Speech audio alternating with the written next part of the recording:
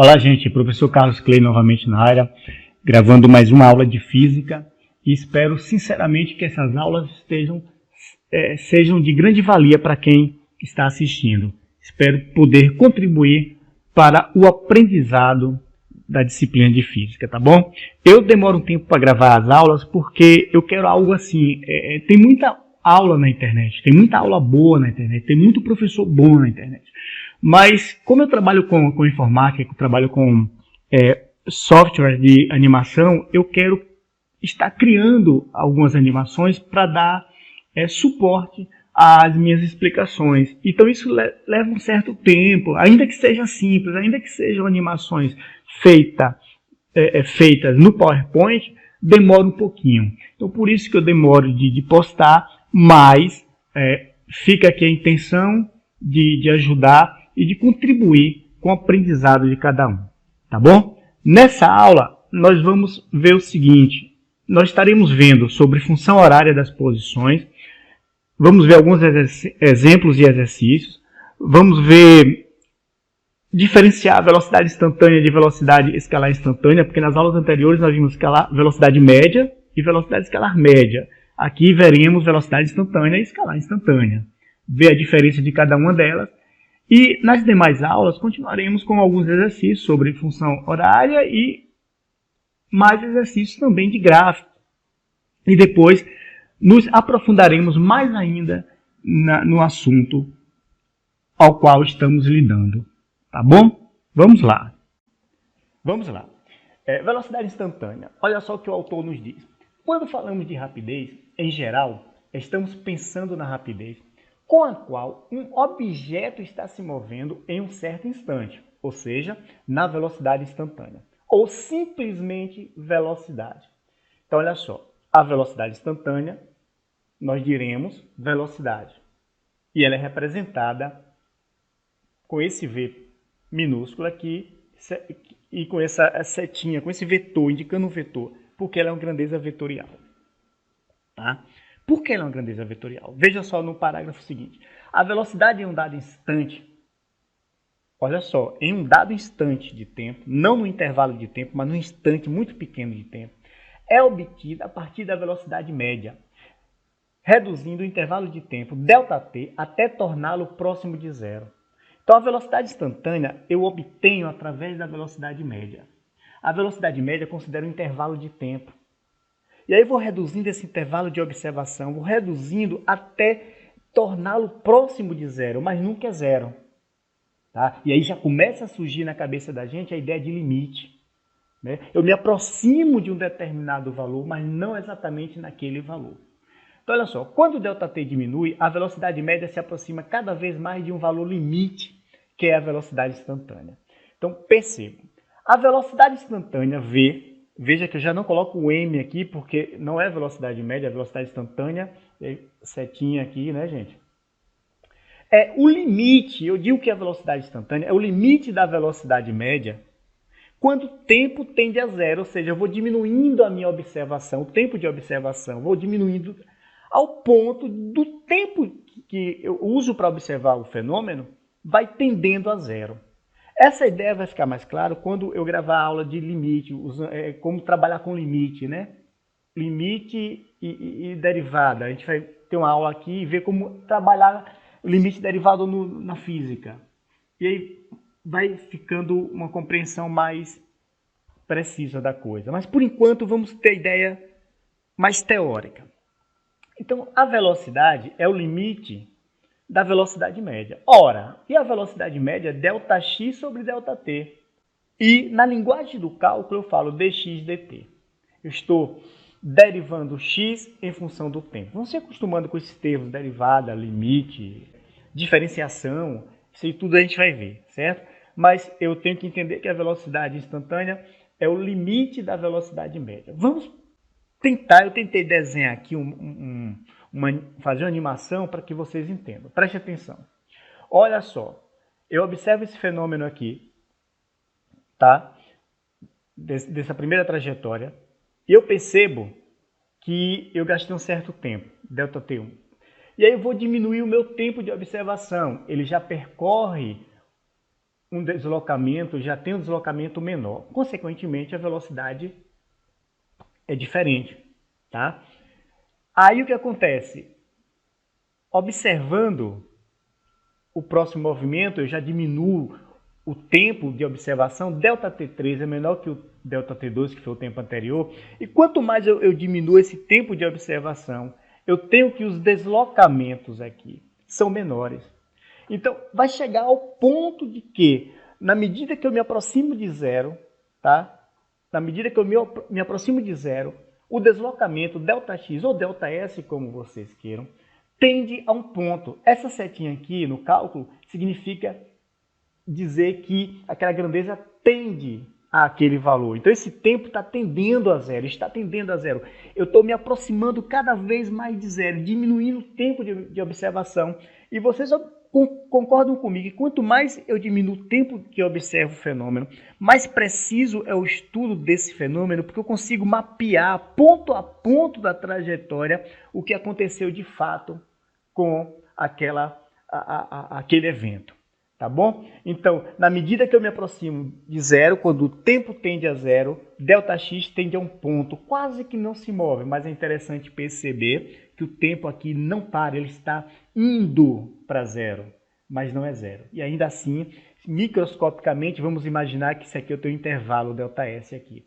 E aí a ideia do limite é essa, você tende a um valor, mas você não chega nesse valor. E o que eu quero que fique claro nesse slide aqui é que quanto mais você diminui o tempo de sua observação, o deslocamento vai diminuindo e tendendo a um ponto, a uma coisa mais precisa daquilo que aconteceu na sua realidade. Então que vocês olhem para esse slide e comecem a entender a noção intuitiva, né?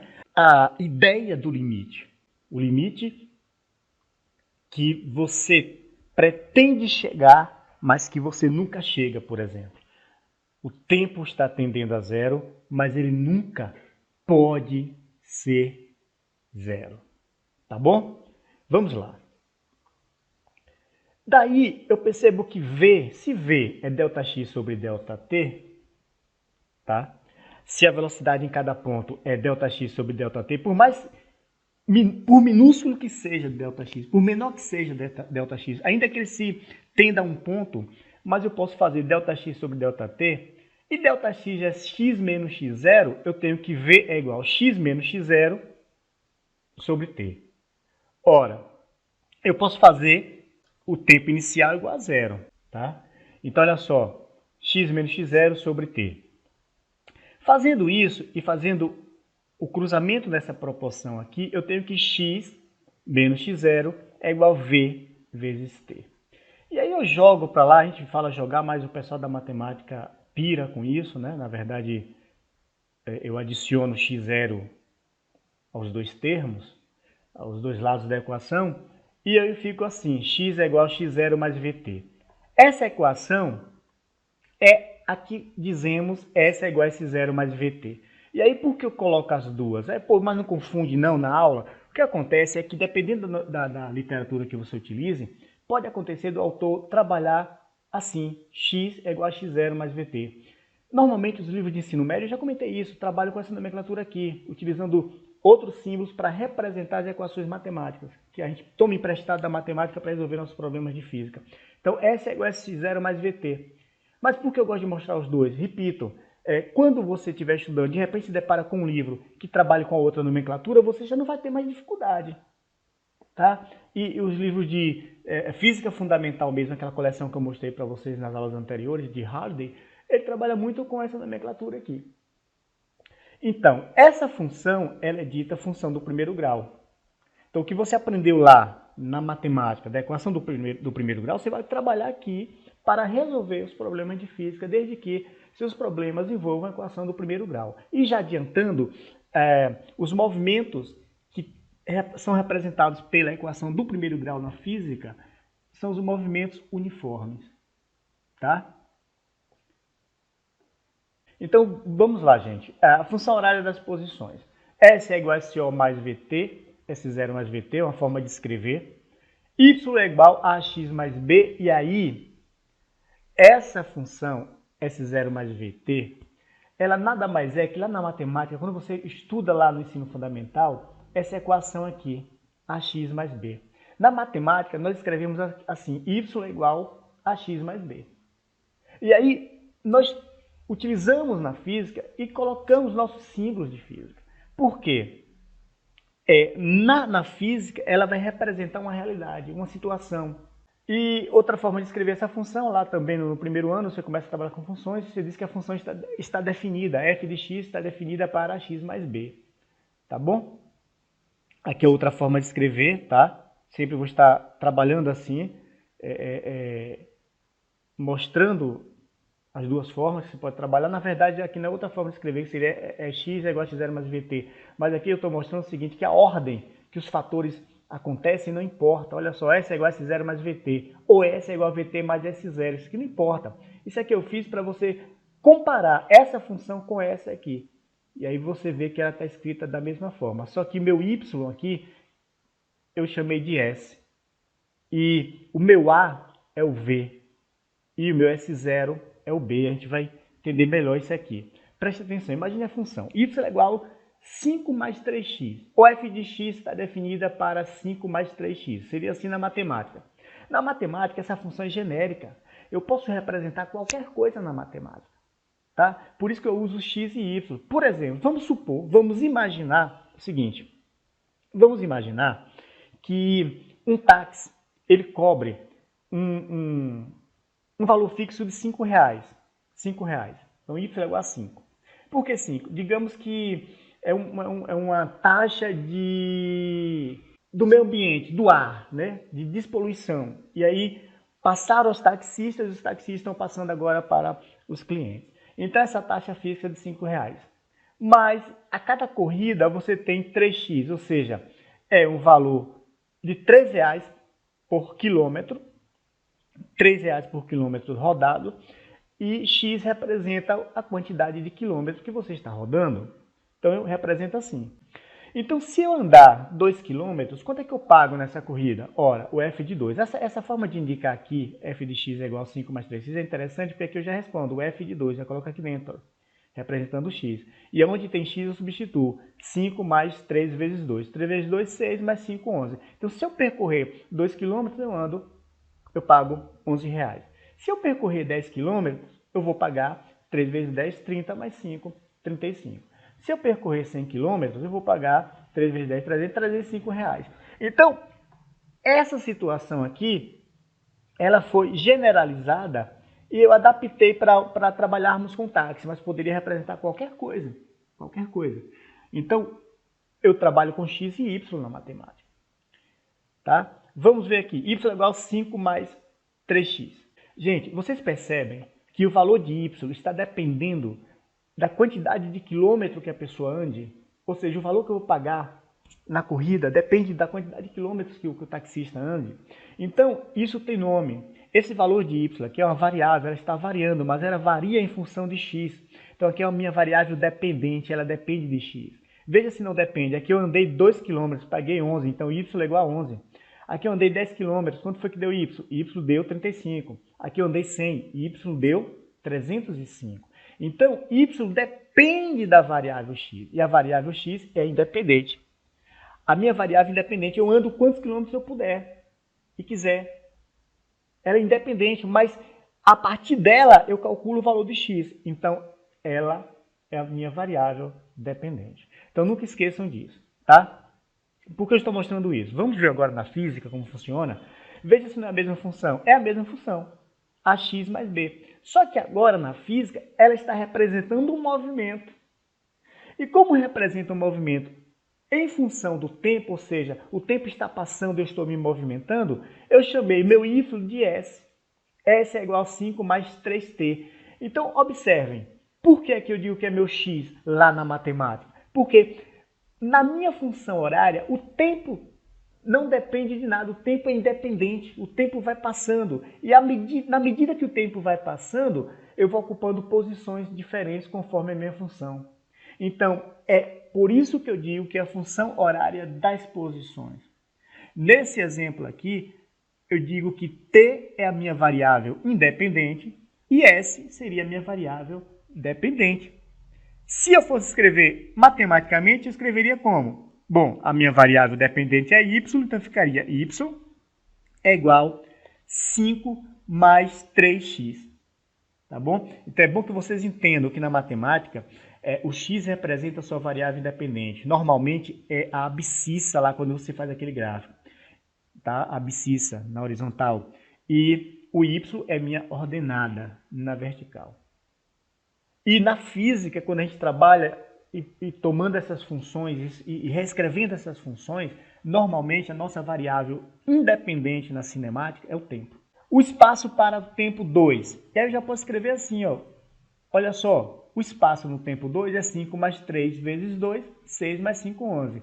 Aqui eu estava representando uma realidade do taxista, que pagava um imposto, né, uma taxa de despoluição, e aí eu calculei, descobri que se o cliente andar 2 km, ele paga R$11, se andar 10, paga 35. Aqui, essa função já está me servindo para calcular outra coisa. Essa função está me servindo para calcular minha posição ao longo do tempo. Lembrando que se eu falo de velocidade instantânea, em cada momento eu estou em um ponto específico da trajetória. E aí eu consigo descrever detalhadamente o meu movimento. Então, nesse caso aqui, S de 2, eu diria, minha posição depois de 2 segundos, ou 2 horas, tanto faz, é 11, ou 11 metros, ou 11 quilômetros. Minha posição depois de 10 segundos seria 35 metros. Minha posição depois de 6 segundos seria 305 metros. Veja que as coisas vão se encaixando. A função que a gente trabalha na física é aquela que você estudou lá na matemática. Por isso que tem que andar junto. Quando você chega no primeiro ano lá do ensino médio, tem que andar junto a matemática e a física. O que você aprende na matemática, você aplica na física para resolver as questões de física. E S0, olha que coisa interessante. Quando o tempo era zero no meu cronômetro, quando o cronômetro estava zerado, não tinha nada, aí eu calculo 5 mais 3 vezes x, que é zero, ou t, o tempo que é zero, vai dar 5. E aí é a minha posição inicial. Toda vez que eu precisar saber qual é a minha posição inicial no tempo zero, eu coloco zero no tempo, na minha variável independente. E aí eu acho a minha posição inicial. Se eu olhar para essa função aqui, eu já sei de onde o móvel partiu. Partiu da posição 5 metros, da posição 5 km. Por comparação, se você comparar uma função com outra, eu acho que lá no slide mais adiante eu já trabalho assim, comparando. Não, já nesse aqui agora. Olha só, se você escrever a função S é igual a S0 mais VT, e comparar a função que eu escrevi aqui eu inventei, gente. Eu não sei que movimento é esse. Não sei. A gente criou a função, mas estamos desmembrando a função, estamos entendendo a função. E olha como é que a gente entende a função. Se eu comparar aqui, ó, qual é o número que aparece sozinho? A minha constante é 5, é o S0. S0 mais que? VT, o número que multiplica pelo tempo. Aqui embaixo, o que é que multiplica pelo tempo? Comparando a função que a gente escreveu, é 3, então a minha velocidade é 3. 3 metros por segundo, 3 km por hora, depende de como eu esteja trabalhando. Bom, S0 é igual a 5. E lembrando que toda vez que eu tenho a função do primeiro grau, tá? Esse tempo aqui tem um expoente 1, que não é obrigado a você colocar, porque preste atenção, se todo número elevado a zero é 1, então você tem um tempo elevado a 1 vai dar t. Então não precisa você colocar, certo? Então ela é do primeiro grau.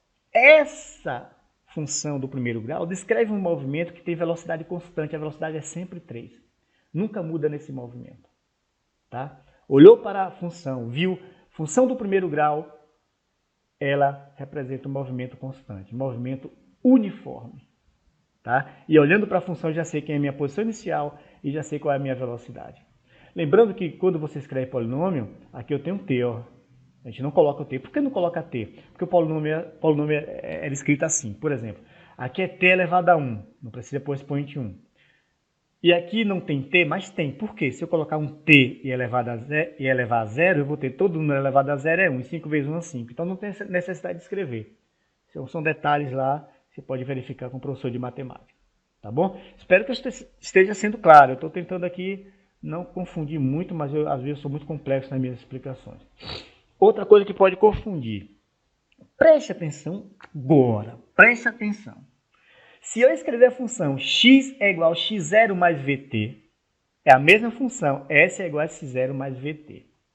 Só que nessa função aqui, se eu fosse escrever Matematicamente, aí você poderia confundir. Poxa, matematicamente eu uso x e y, ia ficar cheio de x e y. Olha só. Aqui nessa função continua a mesma coisa. A minha variável independente é o tempo. Vamos pensar assim, o tempo não depende de nada, o tempo acontece, o tempo vai correndo. Então, se ela é minha variável independente, no lugar dela, eu vou colocar o x, que é a minha variável independente lá na matemática. Certo? E a minha variável dependente aqui seria o x, que está dependendo disso tudo. Então, inclusive do tempo, é claro. Então, seria y. Y é igual a x0 mais vx, matematicamente falando. Aí você fala, pô, mas já confundi esse x com esse x, aí por isso que a gente coloca esse zero. Eu só estou tentando, porque esse autor aqui, esse livro, trabalha assim, normalmente usando o x para representar posições. Só que esse x daqui, esse daqui, não tem nada a ver com esse x da função lá na matemática. Esse x aqui representa a variável independente de qualquer função na física. Se essa função estivesse escrevendo alguma coisa relacionada à temperatura, que a temperatura estivesse variando, então esse t de temperatura seria reescrito matematicamente usando x.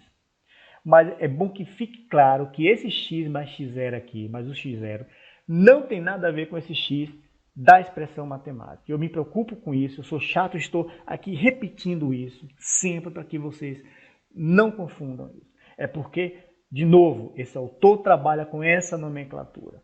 E aí tomemos cuidado para não confundir esse x de posição final e posição inicial, que ele representa como x, com o x que eu uso nas funções de matemática. O meu x aqui nessa função, o meu x de fato, o meu x é o tempo. E o meu y é esse aqui. Respira, bebe uma água e vamos lá. Vamos analisar aqui. S é igual a 5 mais 3t, o movimento uniforme, isso eu já sei. S de 2 é 11, nós já calculamos. O S de 10 é 35. O S de 100 é 305. Voltando lá ao exemplo da matemática, você percebe que na matemática nós usamos y e x.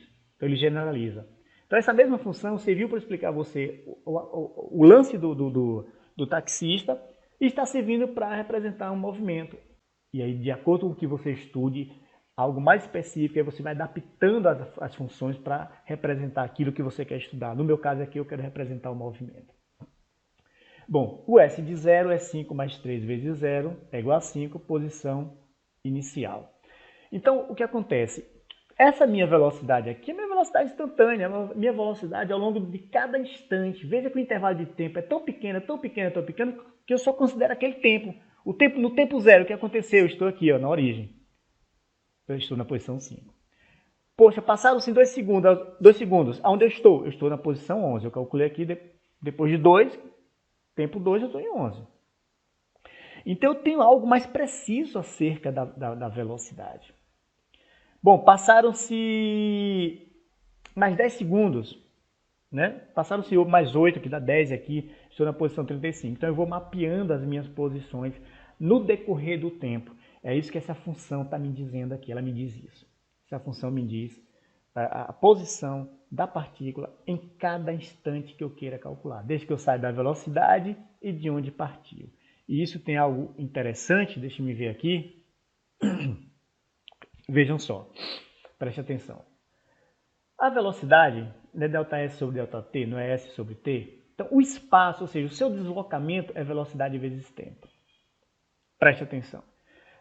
Esse aqui na reta, está em metro. Daqui para cá, de 5 para 11, de 5 para 11, veja o que aconteceu. É no tempo 2, não é isso? Se eu calcular o deslocamento no tempo 2, o deslocamento é velocidade vezes tempo. O que eu ando, o que eu me desloco, é velocidade vezes tempo.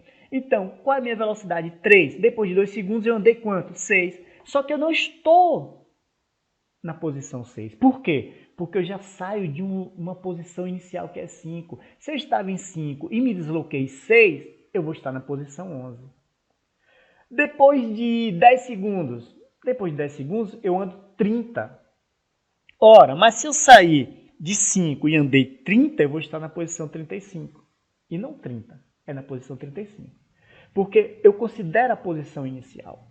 Bom, e depois de 100 segundos, eu estou na posição 305, porque eu me desloco velocidade vezes tempo. Olha só aqui, S é igual a VT, velocidade vezes tempo, que eu cruzo isso aqui, pelo amor de Deus, gente, eu cruzo, ó. Então meu deslocamento é VT. E aí o que acontece? Eu estou na posição 305. Então essa função me dá isso aqui. Se eu considerasse outros tempos, eu teria outras posições e eu poderia demarcar mais detalhadamente o meu movimento. Então, o que eu já sei, ó, eu saio da posição inicial 5 e a cada momento eu vou estar em algum lugar. Para saber onde eu estou, eu tenho que calcular o quanto eu andei e depois somar com a posição que eu saí. E aí eu tenho a posição em cada instante de tempo. Tá bom? Ficou claro? Beleza de Creusa. Eu nem vi se o carrinho andou aqui. A velocidade instantânea oferece um estudo mais preciso, mais detalhado do movimento, foi o que a gente viu agora. Para cada ponto, eu tenho minha posição. Melhor dizendo, para cada tempo eu tenho minha posição. Tipo, no tempo zero eu estou na origem, aí passaram-se 2 segundos. Depois de 2 segundos, eu estou na posição 10. Veja que eu estou mapeando, como já foi dito antes, mas preste atenção. Aí passam-se mais 5 segundos. Depois de 5 segundos, eu estou no tempo 7, né? Porque de 2 para 7 eu tenho 5. Esse intervalo aqui eu percorri em 5 segundos. Presta atenção, vê se não é. Aqui o relógio marcou 2 e aqui marcou 7. Então eu estou na posição 20. Então, veja que foi passando o tempo e eu continuei na posição 20. Eu estou mapeando de forma mais detalhada o que aconteceu. Então eu posso concluir o que aqui? Que aqui eu estava parado durante esse intervalo de tempo aqui. E nesse intervalo de tempo de 20 a 25, veja aqui, em 5 segundos eu andei 80, porque eu vim para o 100, ó. Olha só, eu andei bem mais do que eu andei daqui para cá no mesmo tempo. Aqui eu só andei 10, porque eu estava em 10 e fui para 20. Aqui eu só andei 80, porque eu estava em 20 e fui para 100. Então, a velocidade instantânea, ela te diz mais precisamente o que está acontecendo. Imagina se eu diminuir esse intervalo aqui de observação. Eu vou ter algo mais real ainda. Então veja como é interessante estudar a velocidade instantânea, tá bom? E do tempo 25 para 50, olha só, de 25 para 50 eu tenho um tempo de um ΔS de 25, um tempo bem maior do que esse aqui, e eu andei só 10. Então aqui aconteceu alguma coisa, eu já posso prever, por exemplo, teve algum engarrafamento aqui, teve alguma coisa, a partícula não andou, o carro não andou. Então eu estou tendo algo mais real acerca do meu movimento. Só que, veja só, eu percebo que o movimento aqui, ele não é uniforme, ele é acelerado, porque aqui, olha só, nesse tempo 5 ele anda só 10, mas nesse intervalo de 20 para 25 ele andou mais 80, bem maior, então ele está variando a velocidade, não é o que a gente está estudando, nós estamos vendo aqui o movimento uniforme, mas aqui é só para exemplificar o significado da velocidade instantânea, por isso que eu coloquei essa observação aqui, ó. Este exemplo serve apenas para ilustrar a ideia de velocidade instantânea, uma vez que a variação de deslocamento não representa a variação não representa o movimento de uma partícula que obedece à função x, x0 mais vt. Por que não representa? Porque aqui é um movimento uniforme, não tem aceleração. E esse exemplo aqui, se você olhar em intervalos de tempo, eu percorri distâncias maiores ou menores. Então variou a minha velocidade, variou o meu espaço. Então aqui é só para exemplificar mesmo que você pode, ao longo da trajetória, mapear detalhadamente. Velocidade escalar instantânea, ou simplesmente velocidade escalar, é o módulo da velocidade, ou seja, a velocidade desprovida de qualquer indicação de direção. Gente, resumindo aqui, a velocidade escalar instantânea, ou apenas velocidade escalar, é aquela quando você olha para o velocímetro do carro. Ela não tem direção, não tem sentido. Você sabe, eu estou a 80 km por hora, mas não sabe se você está indo de norte para sul, de sul para norte, de leste para oeste. Não tem direção, não tem sentido, não tem nada. Tá? Ela não te diz muita coisa, só diz que é a velocidade. Então vejam que a velocidade instantânea ela é a velocidade vetorial, que ela vem da velocidade média, que também é vetorial, mas a escalar ela é semelhante à velocidade escalar média. Que a velocidade escalar média, não sei se vocês lembram, só depende do caminho percorrido, mais nada, ela também não tem sinal, não tem direção. De igual modo é a velocidade escalar instantânea. Então, é velocidade média, que é um resumo do que a gente já viu, que é o vetor de deslocamento sobre o tempo. Então, é velocidade vetorial. Velocidade escalar média não é vetorial, ela só depende do caminho percorrido, do quanto você realmente percorreu. É só para sintetizar o que a gente já viu até agora. Velocidade instantânea é o limite da velocidade média, ou seja, a velocidade média quando ΔT tende a zero, e você escreve assim, V é igual ao limite de dx dt, ΔX sobre ΔT, que é igual a dx dt. Por que, Carlos, tu escreve aqui ΔX e aqui dx? Porque aqui já vem da noção da ideia do limite. Bom, então vamos lá. Vamos estudar esse gráfico da função do primeiro grau na matemática. Na matemática eu represento, como eu disse, a minha variável independente na horizontal, no meu eixo x, que a gente fala aqui que é o eixo das abscissas, e aqui o eixo das ordenadas. E aqui eu tenho um gráfico de vermelho aí, sendo representado aí na matemática. Na física, a mesma coisa. Só que eu represento, no meu caso, nós estamos estudando a cinemática e o movimento ao longo do tempo, então o tempo é minha variável independente, então eu coloco aqui na minha horizontal, no lugar do x, tá bom? E na minha vertical eu coloco as posições que estão variando. E essas posições eu indico com S, e aí, detalhe, se o autor trabalhar indicando posição com x e x0, por exemplo, o seu gráfico vai se parecer com isso aqui. Mas olha que sacada, esse tempo que é o seu x, que é a variável independente. E esse x está representando posição, a sua posição que está na sua ordenada, certo? Então, para não confundir, às vezes, trabalha-se com esse método aqui mais interessante. Mas quando você estuda cálculo numérico, né, é muito comum trabalhar indicando as posições aqui com x. Mas que fique claro isso, certo? Então, a minha variável independente para o estudo de cinemática, onde as coisas acontecem ao longo do tempo, é o tempo. Então, eu coloco no lugar do x. Vamos ver aqui. S é igual a 5 mais 3t. S de 0 é 5 mais 3, onde tem t, eu coloco 0. 3 vezes 0 dá 0, que mais 5 dá 5, é a posição inicial. S2 é igual a 5 mais 3 vezes 2, que dá 11. S10 é igual a 35 e S de 100 é igual a 305, foi o que nós já vimos aqui, eu só trouxe para cá. Colocando isso num gráfico, então o tempo eu coloco no eixo dos tempos, então 0, 0, tempo 0, está com quem? 0, está na posição inicial 5. Então está aqui, é um ponto, é um pontinho aqui. Percebam que, olhando para o gráfico, você já sabe a posição inicial, é onde ele começa a tocar a ordenada aqui, essa ordenada das posições. Então, se está tocando aqui, e aqui está indicando 5, então a minha posição inicial é 5. E aí eu distribuo como vocês fazem lá na matemática, lá da oitava série, aquele produto cartesiano. Para 2, para o tempo 2, quando eu calculei, eu achei quanto? Aí eu ligo aqui, ó, tipo batalha naval. E aqui eu tenho 11. Para o tempo 10, no tempo 10, aqui veja que aqui é o eixo dos tempos. Para o tempo 10, eu tenho 35, posição 35. Para o tempo 100, eu tenho posição 305. O verdadeiro copia e cola não observa e fica errado aqui. Aqui, gente, é 305, tá bom? Aqui, ó. Para o tempo 100, quando t é igual a 100, S é igual a 305. E observe uma coisa interessante nos gráficos. Eu vou voltar para que vocês observem o seguinte. Na matemática, eu considero toda a possibilidade aqui de x. X positivo, x negativo.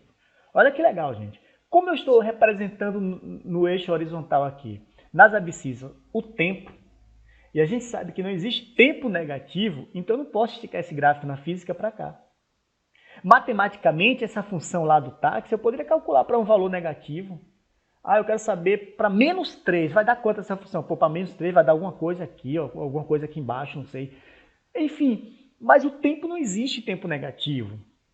Tá? Tempo é para frente sempre. Então, normalmente, e é comum, você perceber que os gráficos na física começam sempre cortando essa ordenada aqui, um ponto na ordenada, esticando para cá ou para baixo, mas nunca passando para cá, para o eixo negativo.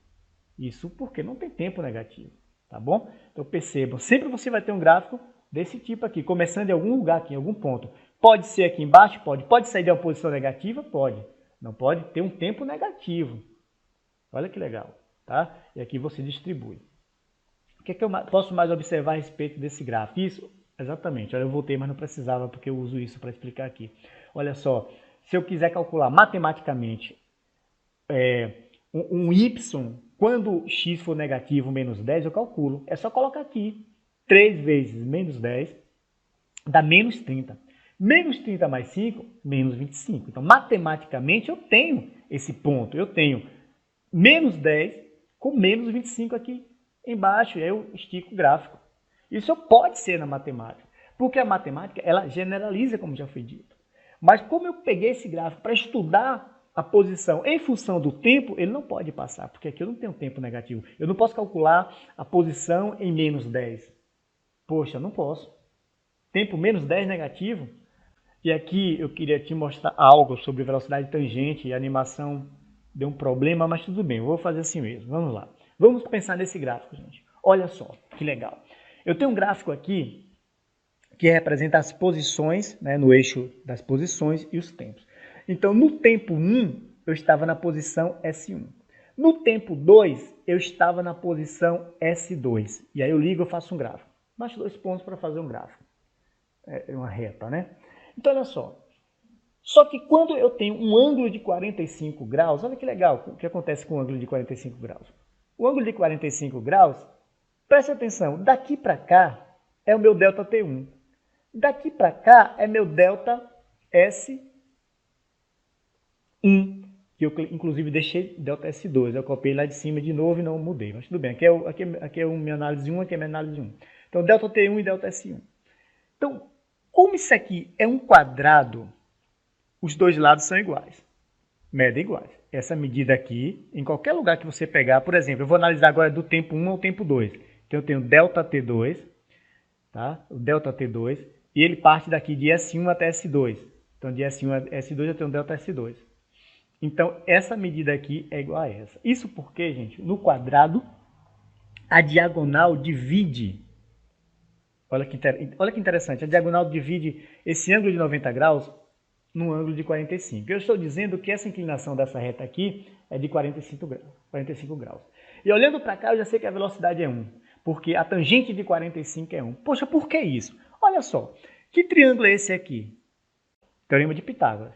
É esse sobre esse. E esse sobre esse não é a tangente de 45?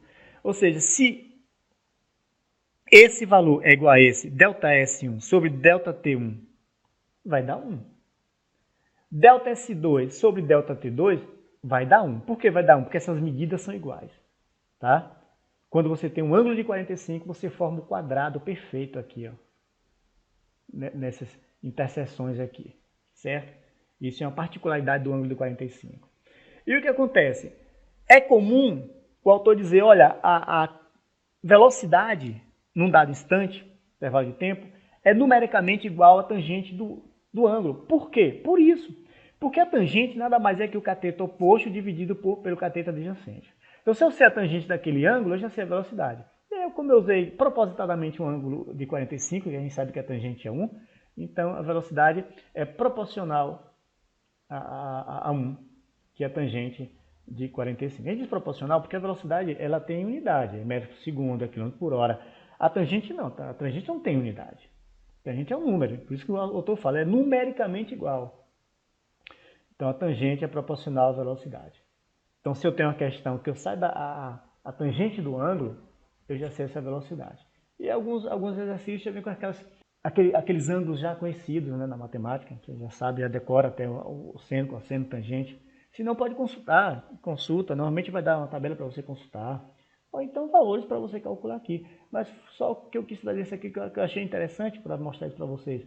E aqui olhando para isso, eu já sei que a minha velocidade é positiva, que o gráfico está com suas posições aumentando na medida que o tempo passa, a posição vai aumentando, S1 vem para S2, S2 é maior que S1 e vai andando, então as posições são crescentes, então velocidade positiva, tá? E aqui essa curiosidade para o ângulo de 45 graus. É o ângulo que acontece aqui no quadrado. Você pega o quadrado, tem 90 graus aqui, 90 graus aqui, 90 graus aqui, quadrado perfeito, todos os lados iguais, você divide aqui 45 graus. E aí a tangente é 1, porque esse lado é igual a esse, é um quadrado. Tá? Pode crer, tá? Isso aqui é um quadrado. Então vamos lá. Uma partícula obedece à seguinte função horária das posições. 3 mais 2t no SI, no sistema internacional. Então logo que a velocidade está em metro, e o tempo em segundos. Pergunta-se, qual a posição inicial dessa partícula, qual a velocidade, qual a sua posição no instante 4, sua posição no instante 10, qual o deslocamento no intervalo considerado, qual a velocidade média entre os instantes 4 e 10 e classifique o movimento. Vamos lá. Letra A. O S0 basta que eu coloque o zero na função. Se eu colocar zero aqui, 2 vezes zero é zero. Então, quem é S0? O S de 0 é 3. E não precisa nem calcular, se não quiser. Só olhar aqui e comparar. S é igual a S0 mais VT. Então, quem multiplica o tempo é a velocidade. E o número que está só, que é a minha constante, representa a minha posição inicial. Basta olhar. Letra B. A velocidade é só olhar também, não precisa calcular. Aí acontece uma coisa interessante, que é essa função do primeiro grau. Na função do primeiro grau, me permite comparar. Comparar uma função que eu receba, aqui 3 mais 2t, com a função que eu tenho lá, S é igual a S0 mais VT. Nós teremos funções que não vai dar para comparar. Eu vou ter que calcular a velocidade, tenho que saber calcular a velocidade. E aí a gente vai utilizar o que a gente chama de derivada, né? Que é o estudo de limites, justamente para isso. Essa função em especial, como ela é simples, eu consigo perceber já a velocidade aqui, basta escrever ela aqui do lado. Letra C. Depois de 4 segundos, minha velocidade é o quê? S de 4 é 3 mais 2 vezes 4. 2 vezes 4, 8, 11 metros. Então, minha posição é 11 metros, porque 8 mais 3 é 11. O S de 10. S de 10 é 2 vezes 10, coloca, né, no lugar do tempo, o valor que foi dado para o tempo, e calcula 23. E, veja só, nesse tempo eu estava aqui. Depois passou alguns segundos, eu estava aqui. Depois, quando o cronômetro marcou 10 segundos, eu estava aqui.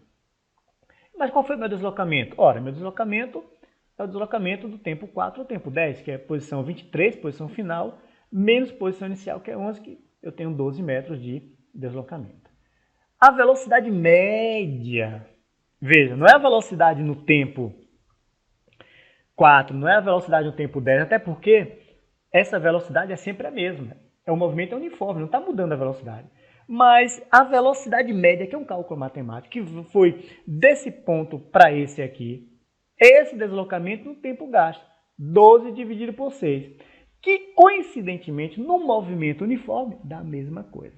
Se o movimento fosse uniformemente variado, a velocidade instantânea seria 1, tá? A velocidade seria, e também porque ia variar a velocidade, tá? A velocidade ia variar, não ia coincidir como aqui é constante. Então, para qualquer ΔS que eu calcule aqui, eu vou ter também velocidade média 2 metros por segundo. Bom, velocidade maior que zero, estudando o movimento, né? Velocidade maior que zero, VT maior que zero, movimento é progressivo. E aí, desenhando o gráfico aqui, para que vocês entendam, né? Eu olho para aqui, eu já sei que ele parte do 3. Veja que a posição inicial sempre coloca um ponto aqui no eixo das ordenadas, no eixo S, coloca um ponto, que é 3, posição inicial, e VT. E aí eu calculo para um tempo qualquer, escolho qualquer tempo que eu queira. No caso, eu peguei 10. E para o tempo 10, ele estava onde? Na posição 23. E aí eu tenho um ponto aqui, eu ligo esses dois pontos e formo o gráfico. Lembrando que o gráfico não pode passar, porque senão você está dizendo que calculou para tempo negativo. Bom, velocidade maior que zero, então comece a aprender a olhar o gráfico. Quando a inclinação é assim, para cima, crescente, a velocidade é maior que zero. O gráfico é crescente, olha só. Por que estou dizendo crescente, gente? Percebam que você olha para a ordenada. O tempo está passando. Na medida que o tempo passa, o que acontece com as posições? Está aumentando ou diminuindo? Olha, se eu considerar o zero aqui, vou partindo do zero. Estou no 3, estou no 23, estou no 100. Então as posições estão crescentes. Tá bom? Ou seja, o deslocamento é maior que zero. Esse exemplo é o mesmo do anterior. O que é que eu mudei aqui? O sinal. Aí tem aluno que fala assim, professor, eu só errei o sinal. Olha o que o sinal faz, gente. Olha o que um sinal faz, só um sinal. Eu tinha lá atrás, x é igual a 3 mais 2t. Aqui eu tenho x é igual a 3 menos 2t. Vamos calcular a posição inicial? Mudou? Não. A posição inicial é a mesma. Só olhar aqui, 3, tá? A velocidade da partícula é menos 2 agora. E significa muita coisa. 2 é totalmente diferente de menos 2. Velocidade negativa, movimento retrógrado. Olha só, qual a posição no instante 4? Menos 5, porque é 3 menos 2 vezes t. O tempo é 4, 2 vezes 4, 8, menos 8, mais 3, menos 5. Bom, a posição no instante 10 é quando t é igual a 10, 2 vezes 10, 20, menos 20 mais 3, menos 17. O meu deslocamento dá o quê? Menos 17, que é a posição final, menos 5, que é a posição inicial, que é igual a menos 12. Menos 12 metros, que é o deslocamento, que é negativo. Isso significa dizer que minha velocidade média é o quê? Menos 12 sobre 6, menos 2 metros por segundo. Repito, coincidiu a velocidade média aqui com a velocidade que foi dada na função por conta de que o movimento é uniforme. E desenhando o gráfico, deixa eu ver se eu desenhei o gráfico, perceba que muda tudo. Olha só, velocidade menor do que zero, tá? Aqui tá errado, menor que zero. Parte da posição 3 metros também, mas a inclinação da reta é decrescente. Significa dizer que, na medida que o tempo passa, o tempo vai passando, as posições estão diminuindo. Olha, eu estava na posição 3, posição 0, menos 17, menos 20, menos 100, ou seja, o movimento é retrógrado. Esse ΔS deu negativo. Então, não é só dizer, professor, eu errei só o sinal. O sinal é tudo. O sinal pode derrubar um prédio. Através dos gráficos abaixo, escreva a função horária de cada movimento realizado. Olha que legal, gente. Bom, aqui eu já sei que esse movimento aqui é uniforme. Olha que legal, já estou começando a juntar algumas coisas. Bom, se o gráfico é uma linha reta, essa função é do primeiro grau. Tá? É uma linha reta. É uma reta, o gráfico é uma reta. Então o movimento é uniforme. Se o movimento é uniforme, tá? Eu posso escrever a minha função S é igual a SO mais VT. Tá? S é igual a S0 mais VT. E já sei que partiu da posição 5. Então, olha só o que vai acontecer.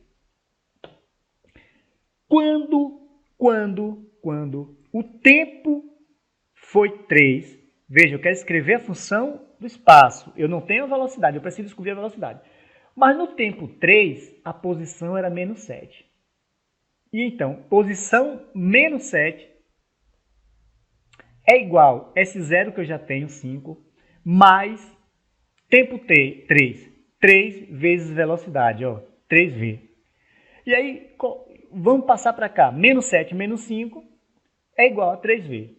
Vai me dar o quê? Menos 12. Menos 7 menos 5, menos 12, que é igual a 3v. E velocidade, menos 4 metros por segundo. Velocidade, menos 4 metros por segundo. E minha função aqui, e aí eu não escrevi não. A função é o seguinte. S é igual a 5 menos 4t. Essa é a minha função. Então veja que o gráfico decrescente, velocidade negativa, parte da posição inicial, o gráfico já te diz muitas coisas. Aqui é a mesma coisa, aqui partiu do zero agora. Eu preciso descobrir a velocidade para escrever a função. Eu tenho um tempo relacionado a uma posição. Eu posso usar isso aqui. S é igual a S0 mais VT. Só que parte do zero, aí fica mais simples ainda, porque eu vou resumir minha função, que vai ficar S é igual a VT. Bom, minha posição é 20, S é 20, quando o tempo é 4. Então, multiplica com velocidade, V4. Então, claro que a minha velocidade aqui é 20 dividido por 4 metros por segundo. Eu tenho a velocidade de 5. E minha função, que eu acho que eu também não escrevi, deixa eu voltar. A minha função, ela é S é igual a S0. Eu não tenho S0, então ela ficaria assim. S é igual a 5t. Não precisa colocar 0 mais 5t, porque eu descobri a velocidade e coloco aqui, 5t. Escrevo ela em função do tempo. Quando você tem a velocidade, você escreve substituindo a velocidade, que é uma constante aqui no movimento uniforme, e escreve ela em função do tempo. Só que ele parte do zero, então já não tem esse zero aqui. Então ficaria S é igual a 5t, certo? Analisando o gráfico abaixo, calcule a velocidade da partícula. Mas aí eu vou ter que saber de tangente. Não, olha só, gente. Ângulos do tipo 30, 45, 60, 90, são ângulos que você vem desde o ensino fundamental trabalhando, já tem que estar sabendo. Aluno de física já tem que saber esse seno, cosseno, tangente desses ângulos. Tá? Mas aqui foi só para a gente dar uma brincada aqui, vocês entenderem que basta olhar o ângulo, eu já sei que essa velocidade aqui é raiz de 3 sobre 3. Um ponto material em movimento sobre uma trajetória retilínea tem posição em função do tempo dada pelo gráfico abaixo. Determine a posição inicial do ponto material, sua velocidade, e a posição do ponto material no instante 7 horas. Então, olha só. Eu já sei que a posição inicial é 30. E sei que depois de 2 horas está na posição 50. O que eu posso fazer aqui? A posição inicial, já disse, né? Posição 30 km, basta olhar aqui para o gráfico, ele sai daqui dessa posição, tá? Aqui nesse ponto. E aí eu tenho letra B. Letra B nós vamos analisar isso aqui, ó. Olha só. Daqui para cá é o tempo, daqui para cá é o espaço. Então nesse tempo, quando t igual a 2, ele anda esse ΔS aqui, que vai ser 50 menos 30, meu ΔS. E o tempo vai ser 2 menos 0, que é a minha tangente. Aí eu vou dividir esse por esse, que é ΔS sobre ΔT, que é a tangente. Que vai dar o quê? ΔS é 50 menos 30, isso foi dito, dá 20 km. ΔT é igual a 2 menos 0, que é 2 horas. E aí eu tenho a velocidade, que é numericamente igual a tangente de θ. E eu tenho que ver, é ΔS sobre ΔT, que é 20 sobre 2, que eu tenho 10 km por hora, que é a minha velocidade. A posição do ponto material 7 horas, basta escrever a função, que já tem a velocidade e tem a posição inicial. Então minha função vai ficar da seguinte forma: S é igual a S0 mais VT, S é igual a 30, que é a posição inicial, mais velocidade vezes tempo, que é 10t. A velocidade é essa. Tá? Uma vez achada a velocidade, não precisa calcular mais, que ela é constante no movimento uniforme. Pronto, ela é sempre 10. E aí, no instante 7 horas, basta multiplicar 70 mais 30 dá 100, porque a posição no instante 7 horas é igual a S de 7, que é 30 mais 10 vezes 7, no tempo 7, 100 km. Tá bom? Bom, é isso aí, galera. Espero que vocês tenham gostado, espero que vocês tenham realmente entendido o que foi explicado. Procure outras aulas também na internet, tem muito professor bom na internet. E em breve teremos mais, vou fazer mais 2 vídeos, um com exercício de função horária das posições, outro também de exercício, só que dessa vez mais voltada para gráficos, né, exercício de gráficos, e depois a gente começa a trabalhar com a aceleração, movimento acelerado, entendendo um pouquinho mais de limite, essas coisas, de como funciona a derivada do limite na física, como a gente pode estar utilizando esses conceitos para trabalhar na física. Mas vamos com calma, vamos primeiro entender as coisas mais básicas, para depois a gente poder nos aprofundar ainda mais. Ok? Abraço, até a próxima.